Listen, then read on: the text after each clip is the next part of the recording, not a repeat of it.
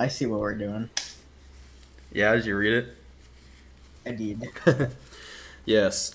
We're gonna bring up our scariest Code Lyoko moments or episodes. Does everyone have one in mind? I know several of us do, but I think I yeah. know I have one in mind at this point. Yeah, Flower, J-Man, I do. Kat, you said yeah, Yeah, Yeah. I got one. and then Jory. Okay, and then We're probably gonna Dylan go has with Oh, hey, one. Jory, what's up? Yeah. Hello. I'm probably gonna get going too. I didn't get a lot of sleep. Yeah, this button was already pushed. All right, you're leaving, Whiskey. Yeah. All right. See ya. Normally, when I get stuck in a Bye. game, what Bye, I Jory. do is I try to do. Bye. Oh yeah, if you're using the Discord, if you're using our Discord PFP, I should change my main P because it only yeah. grabs main PFP.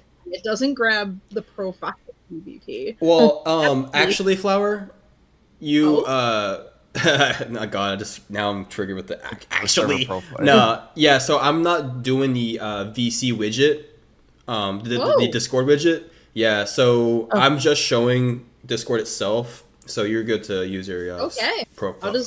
I'll just be Laura. Yeah. Like yeah. always. Yeah, I what's think scarier than Laura got the A for the Exactly. evolution. Dude, all fans are scared of her. Most fans are scared of her. That's a clip. Honestly, The actress is so you know what beautiful, I'm but she's scared of? What? Code Lyoko evolution tarantulas. Those things are terrifying. They are What?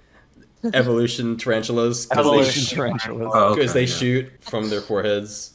It's funny we talked about this in a different video, but this one's coming out first. I just don't like tarantulas in general when they run on two legs. It's like, oh, that gives me that's creepy. That gives me chills. That is pretty weird. Okay, well, I'll go ahead and start off with my scariest moment. It's the first one that pops into my head every time, but dude, Zero Gravity Zone. That's what it's called, right? Oh yeah. That was pretty creepy. Dude, yeah, like for season 1, I think that was, we all ranked that, mostly ranked that as an S tier episode. I actually refer to that one the most as like the most fucked up Xana attack. He turns gravity off. I don't know how he does it, but Something it about is using creepy. the electromagnetic waves. I know. I just like Yumi's just like walking normally, or just casually walking through the park, and the lights flicker, and it's like, yeah, you're levitating now. I don't know how it works, but that's one of the ones that don't make sense to me. That was a whole different topic about unrealistic attacks, but nah, when we get to like the end of the episode, specifically when like in the middle of the attack where Oric has to go into he has to leave his game to go into the building to grab Miss Hertz, your favorite character of all time, because she needs to be saved. Miss Hertz up in here. But anyways, dude, when Jeremy senses it coming back on, and like Jeremy's like, you have to get out of there now. Like Oric just like stops everything and walks towards the window, and the music is so eerie, like shit was about to go down. And his parents are out there. You have a whole school out there, and then just the build up to it was just gave me the chills. And obviously, when everything is happening, if I was like living that in real time, seeing everyone just floating going up into the sky, I would have, dude. God, I would lose my shit. Like, it gives me chills every time I watch that episode, and it's such a good episode because of that. Yeah, going back on the Yumi thing you mentioned, I love how she comes back down and she's like, "What the hell was that?" And then and then she looks up and the fucking the light starts to flicker again, and then she runs off. I was like, "Oh, that's real fear." Yeah, that is real fear. Oh, yeah.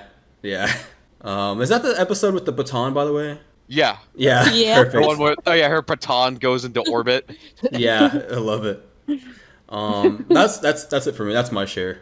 My personal favorite Code Lyoko episode that I think is the scariest / creepiest goes 100% goes to Ghost Channel. I knew it. I fucking let's examine this really quickly. All right, regular day as usual. So, they go through, blast some monsters, do a return trip, whatever, and then suddenly, it goes to the kids in the classroom and everything, and Jeremy's whatever, Odd was being a dick, whatever, and then it cuts to them in class again, except it's just Jeremy. And Yeah. Jeremy's like, oh yeah, no hard feelings, but then no one else is there. And it's like, what the fuck? And like, it was just like stacking questions on top of questions. And like, honestly, like Jeremy, like getting in contact with Aelita and like freaking out that his friends like aren't there, like made me freak out because he was actually like losing his mind. I'd be losing my mind too because like there's no explanation for like why they're not here. Like they're not in the real world, they're not in Lyoko. So it's like, where the hell are they? And then like, the whole thing about him actually going into Lyoko, the entire music track during that segment was like Kingdom Hearts level of like grandiose and like foreboding. I did love the part where like it ends off with Jeremy being like, if I'm here, who's the other Jeremy? And it zooms in on who, like we could just assume it's Xana at this point. And then obviously the climax at the end where, we're like not Jeremy down, Xana is down there basically as Jeremy. The music's really just like building up like the tension for this, and it's like because we know that's not him, but the kids don't know. And he's like, we just gotta get into the scanner, and then you can help Aelita and everything. And then Yumi's like, this is sus. I'm not falling for this. Xana's just trying his best to like convince them, and she's just not falling for it. And then like the stinger sound when real Jeremy comes in, and he's like, you're right, it's a trap. Like it was like, oh, like it was so tense. And then obviously like the whole thing of like them trying to convince everyone that they're the real Jeremy, and then it ends off on like probably the scariest moment in the whole show in my opinion, where Xana loses his shit, glitches out, and starts screaming not logical with like pupilless eyes and like cracks in his face and everything, and then tells them you are going to die. Wild. Fucking wild. Like I cannot not watch that episode and not get chills from it. Yeah, like the it does music's get done chilly. amazingly, the voice acting's done perfectly, the concept's amazing, like the scary moments are fucking freaky as hell. But yeah, it goes to Ghost Channel for me personally. I was gonna say like I agree with it does give me the chills. Just especially the ending with the music like increasing when when they're all getting like tied up with the wires. Like after his like you're all gonna die, after that evil laugh, just the Jeremy screaming Aelita, and then her getting like pushed away from the bubble, like gets me every time. Yeah, it's so like it's so grandiose. Yeah. But yeah, that's all I can say about it. I will preach Ghost Channel until I die as the best episode in the entire series. One of the episodes I've chosen is also one of the ones I mentioned was my favorite, which is Killer Music. I think like the premise in that attack is really scary, especially as someone like myself who listens to music a lot, because like Xana's attack with the music makes everyone like drop dead. Pretty freaking, no one knows, That was and no freaky. one, and no Basically one just gave everyone a knows where it's music come like from. gave everyone a stroke basically. Yeah, no one knows where it came from, either. And it's like the most scariest thing I remember seeing as a kid, being freaked out. Oh, Yeah, that was they very just, like, chilly. drop down. Yeah. Just Yeah, spreads. Odd's like contorted face. Yeah, dude. Oh yeah. That one like Oh yeah, The jerk he smiles died. that they get. He was like this close to dying for real. Oh yeah. just saying, dude. You see body bags and just everyone just out on the streets cold. Like, bro, that shit was. Yeah. Dude, season 1 was like so fucked up shit, bro. Yeah, the fucking like the heart rate monitor beeping as like the return trip going, and then it stops as they're about to go back, and it's like, oh my god, that would traumatize me for life. But yeah, I think that's probably all I can say about it. That's I mean, like, yeah, it is pretty freaky when you don't know what's going on in there, and like people like dropping like flies, and you don't know what's happening. And then you find out it's the music, but nobody knows it's the music because music is in our day-to-day lives. Anyway, I think that's all I have to say about this episode. That was a good pick. About That's the a good scariest parts pick. of this episode. That's another one actually that really would make me feel weird. As for my pick for the number 1 scariest episode in Code Lyoko, which is also one of my favorite episodes in Code Lyoko, it is the episode Plagued. You Oh, that's a good And one. listen, man. All right. Jokes aside, stupid like voice aside, all that kind of stuff. Literally, it's one of my favorite episodes for multiple different reasons. Because literally, even when it comes to like the scarier aspects, everything surrounding you can pinpoint anything in this episode that can easily qualify as like the scariest thing. But in my opinion, the biggest, like freakiest part of this episode, which again simulates like a horror scene from like a horror film and such like that, is when Sissy was alone in her room, like doing some makeup or like what was it, fixing up her hair. And then she noticed that there was like 6 rats under her dressers. And also I love the way that this scene was done, because the music was on point. What was it, like the piano music that dun dun dun dun? It was perfect, man. Perfect. And oh my god, what I love about this episode with how they handle the rats, the sounds that they make. Oh my god. And also the way that the artists like drew their faces, like the rats literally look like bloodthirsty rats that would literally chew your body apart. They were creepy looking. If I saw multiple rats coming out of my under my drawer and stuff like that, I would have been like, yo, we're burning this whole house down. We're burning all of it down. Yeah. I'm gonna reconstruct it Not from going there. back to that school. Sorry. Yeah, The whole, man. it's not even just Sissy's room alone is one thing, but the whole school, like everywhere you like walk out, if like you can't leave the school. Like they were. This is pretty much like the zombie episode. They were trapped in the cafeteria, and my girl Rosa, fucking slapping the shits out of them with the chair. My hero. God, Jim was so scared of the rats that even he, like let's say, even he couldn't power through it, man. Nah, I'd argue he was the scaredest out of all the kids there. But nah, dude, it's like it was definitely that moment for me. Yeah, go ahead. It was actually the counselor. He has a fear of rats. The guy that was with Jeremy in the library. Oh yeah. Oh yeah. Yeah, he was the Yeah. most. He couldn't. I really like the scene with the guidance counselor because like the man is just utterly mortified by everything going on. Yeah. Yeah. Yeah. I think his delivery is also really nice too. So yeah. Yeah. I want to touch one last thing on that is the beginning of the episode. Okay, like rats are just a no in general, but like the way it's like the way the attack starts is so scary, and I feel uncomfortable. Yeah, I definitely could have talked about that too, man. Yeah, especially God, the rats. And that's the rat screeching, man. Oh, it just like pins it like, down. Screeching sound was fantastic. Yeah, like pinned him down. Yeah. Oh, Also, this rat just previously got its ass handed to it by like a bigger rat. And then the silhouettes in the other scene where the rats are just attacking each other. Oh god, it's so the so, shadow. Oh, I hate it. Dylan, New Order. New Order. I mean, it's not my New Order? scariest. All the What's scary the- episodes are kind of equal. What's New this Order. one? Okay, so this one's. So this is you the think it's one the where scariest. this is the first episode of season 2. All right, we finally got it. We finally got one that's not season 1. Oh yeah. With the So this is the one It's the house, where right? we learn about the Hermitage. Yeah. And Xana, ever the peak comedian he is like fucking haunted house to the maximum in this one. That was actually a So- good episode, yeah. Aelita starts to wander off into the forest by herself, very ill-advised, because Jeremy had to run back Always. to the dorm to get something. Can't remember what it was. And then she just kind of gets this vibe, and she comes across the Hermitage. And this entire time, the music is just kind of like eerie. This house, it's all like crashed. Things are knocked over. It's a mess. Obviously, nobody's lived here in years, and whoever last lived here, like, left in a hurry and made a whole mess during the whole thing.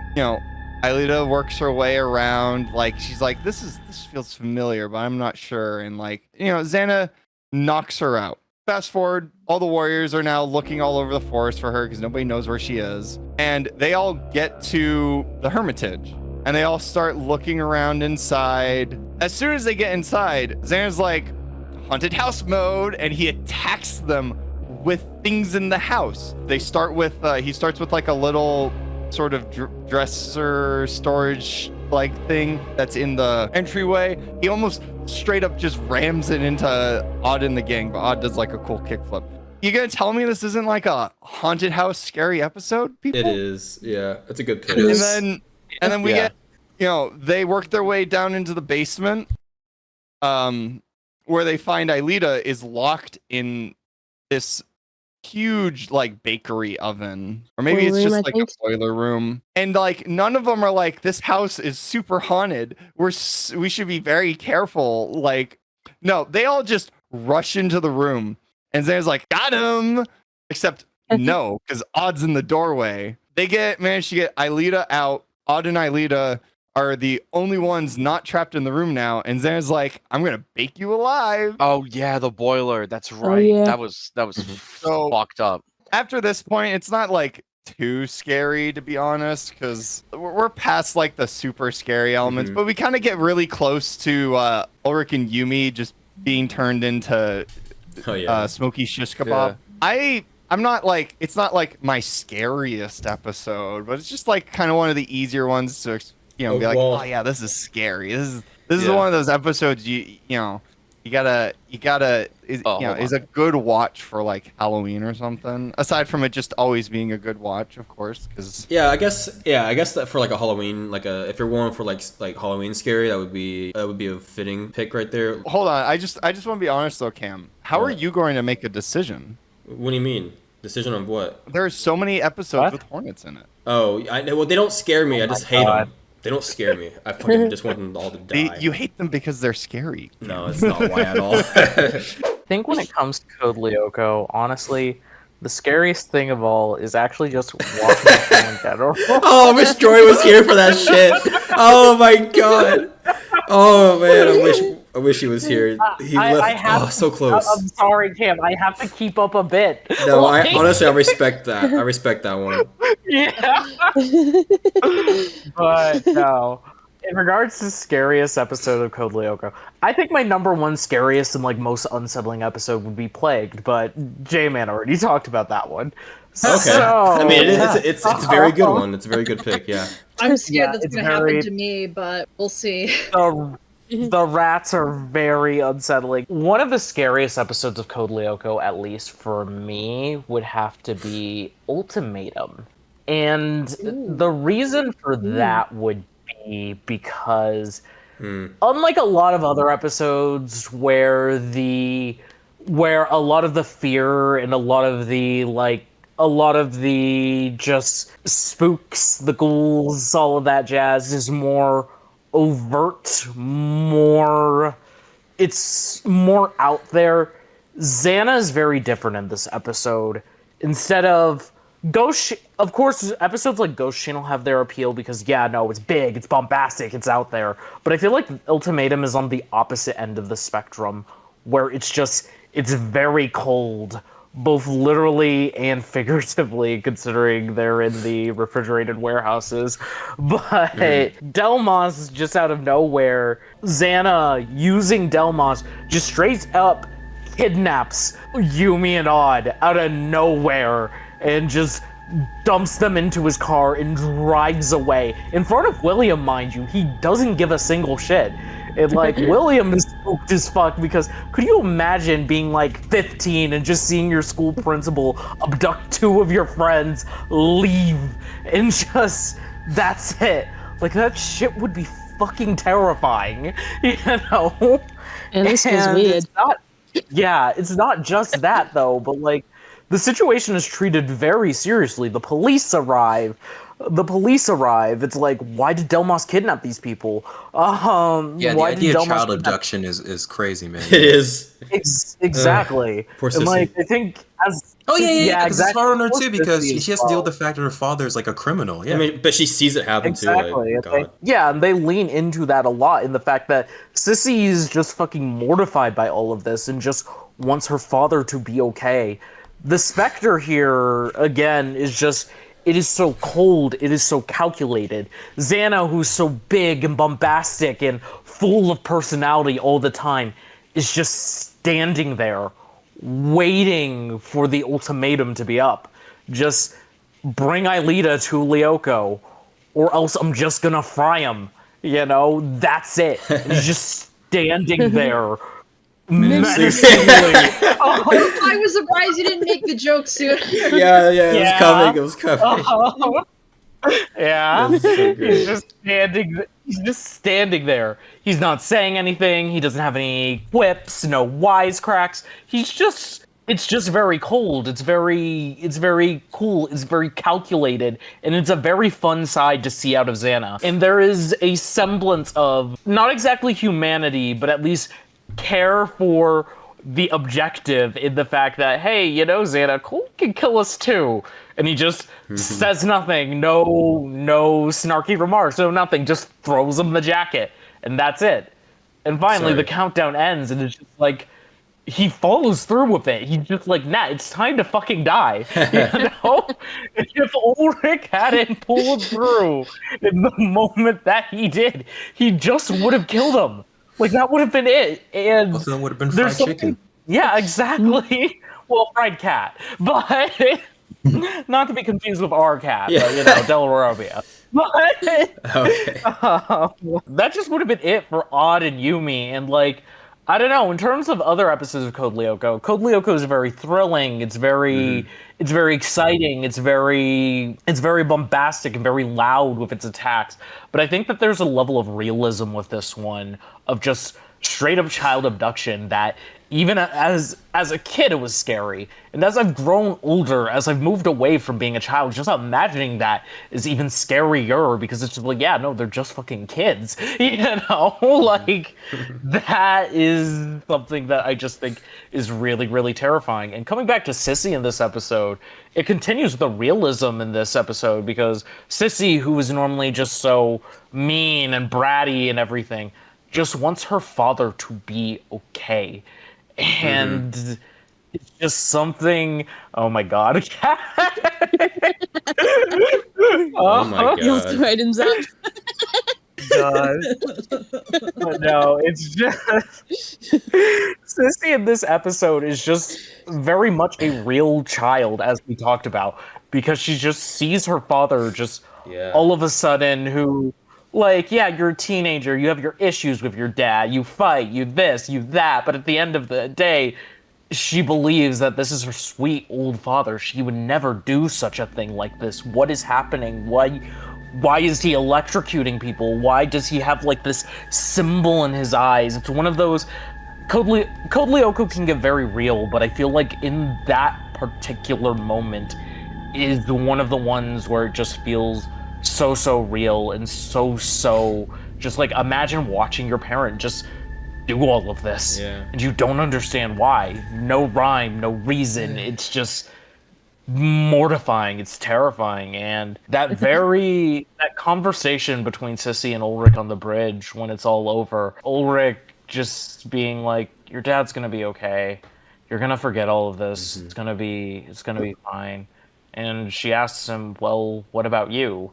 And he just simply says, well, I'll remember, because he's in on this. He's stuck there. It's very raw. It's very visceral. It's very human. And yes, what happens after that? But it's terrifying. Probably one of the scariest things in this entire show. Actually, you're probably right. But Sissy returns to being Sissy, and but you'll remember this kiss. And don't let me hate you again. Sissy. Yeah, oh god. Ultimatum, I think, in terms of just its fear factor, in where I think Jory made the comparison of, in regards to Ghost Channel, where it's something that can only happen in fiction, while getting possessed is something that is not... Well, getting possessed is something that doesn't happen in real life. Child abduction is something very real. Yeah. Crime stories, just people going crazy and people just doing all this stuff to terrible things to kids. The idea of a school principal turning up one day and just killing 2 of his students, no rhyme or reason, that's very real and that's very terrifying. And I think that's why Ultimatum has to be one of the scariest episodes of Code Lyoko to me. It's a very good one. I didn't see that one coming. But the realism of that is, that's scary. Yeah. All right. You need a minute. Yeah. Sorry, I was getting at my time still. The idea of talking about Code Lyoko can get very terrifying. It has so many scary moments, so many scary episodes, even in places you wouldn't expect. Like, you got Dylan coming out here with New Order, which I'm like, oh yeah, it's a haunted house episode, isn't it? You don't really think about it because it's doing all kinds of stuff, but like, no, actually, Xana possessed a house. That's pretty scary. I also appreciate that a lot of these are season 1. Most of them, Let's go for the most underrated season, getting some rep. Right? I know. But no, my pick for what I believe to be the scariest episode, in terms of like it's scary to watch. Not just, oh, if you think about it, or it's like, oh, this has crazy implications. No, like, you see the terror. You actually experience the terror. You experience the chills of war. You could say a Cold War. All right. Uh-oh. I actually said this rings a bell. But no, it starts out fun, making fun of this jerk, like famous guy, and then it starts snowing outside. Oh, fun! It's snowing. It's snowing. And they're all playing in it. You see Ulrich holding this giant, like, snowball. This massive snowball. He's about to chuck it on. And then the wind picks up. And everyone just starts to feel it. And the adults are like, everyone needs to go back inside, like, right now.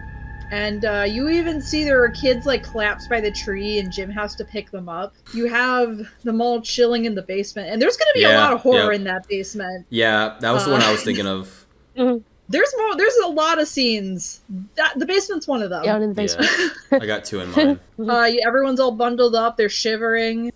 Jim's like, you gotta keep warm. I love Jim. Ugh. Telling stories to keep everyone awake. You have Sissy and Herb, like, ogling his car. When it gets cold, they just start shivering. They're like, we need to get in the car. And you know, it's a lot of horror movies have couples in the car. I mean, I know Sissy and Herb are like a couple, but they got the energy in this scene. And they're turning it on to keep warm, and then you have TV just marching forward and yanking them out. He's like, get out of my car. And they're like, dude, we're freezing. And he's like, I don't care. We get to another really scary moment when he loses control of the car, and Yumi pushes, I think it's Ulrich, out of the way, and he hits a tree, and it falls over, and it pins Yumi to the ground. And she's like, leave me, go deactivate the tower. And Odd and Ulrich are like, we can't just leave her to die. So we have Ulrich struggling over multiple scenes, tries to use a chain, tries to dig her out, and Yumi's like, no, please, you gotta get out of here. And he's like, I'm not leaving you. I won't. You know, classic horror movie. He could save himself. He's choosing not to. And he just gets more and more desperate as the weather gets colder and colder and the weather gets nastier and nastier. Meanwhile, Odd is just struggling. You see him out across the bridge, trying really hard. Think warm thoughts, Odd. Tropical islands, warm soup. And he gets to the elevator, he gets to the computer room, and he just collapses, and Jeremy has to catch him and like carry him to the scanner room. And then he goes to the ice sector because Xana likes irony. Is this the episode where with the mantas? Yeah. Where the mantas show up this is the episode. Yeah, I forgot about another that. horror element. Yeah. Xana's getting stronger. Yeah. Like, mantas aren't supposed to be outside Sector 5, but here they are. They're minefields. He has to get through a literal minefield to save the city, because everyone's gonna actually die if he doesn't. Jim he's pacing around, and then he just kind of passes out because the cold, it was just too much for him. Ulrich, who the cold has just gotten to him, and he's passed out. And everything seems dire. Aelita deactivates the tower, and there's a moment. Ulrich wakes up and he goes to Yumi. He's like, "Oh, they did it!" And he's like, "Yumi, no, no!" He doesn't laugh like I do, but sorry, I'm in front of that was the line you made me say so many times in my Ulrich interview. Yeah, I was flashbacking to that. Yumi? Oh no. No! That last no would have normally been a little bit more drawn out. No! A little There it bit is. longer of a It's like, no. No! Yeah. Okay. There you go. That was, yeah. No! Or Longer. I'll give you longer. Oh god. Okay, Flower, all right. Kill it with fire. Wow. That is a very hard line to say cold, just so you know. But no, the horror, there is genuine horror. The realization that he curls up and screams to the heavens at how unfair all of this is. It should have been him, not her. That's some Yu-Gi-Oh shit. I don't know. Yeah. Yeah. But yeah, no, Cold War is just so like, okay, it's fantastical how Xana does it, because just ejecting satellite energy into the air to make it cold, I don't know how that works. I don't know if there's any basis in science for that. But like, blizzards happen. This is probably one of the more realistic attacks and one of the more devastating ones. Actually, it's definitely it's actually definitely possible because I had to go through it. Look in the live voice chat. Snowpocalypse. Oh. I went through it. I gotta give a shout out. This is the one and only time like you actually see weather in this show. Like literally, if you like looked at if you recall looking at the images during the snowpocalypse of that's what they called it in 2021, like we had like 18-wheelers on the highway covered in snow, backing up other cars, trees falling, like very like lots of feet of snow, which we don't ever get. Like this, our power was out,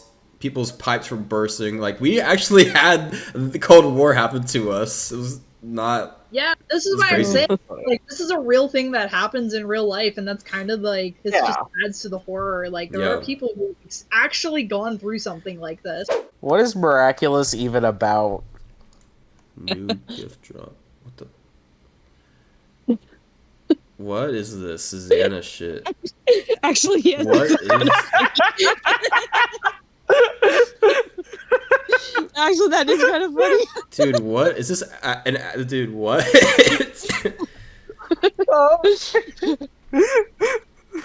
You're right. Is this Xana shit? Is it miraculous? Holy shit. Yes, Yeah. it is. What is miraculous even about?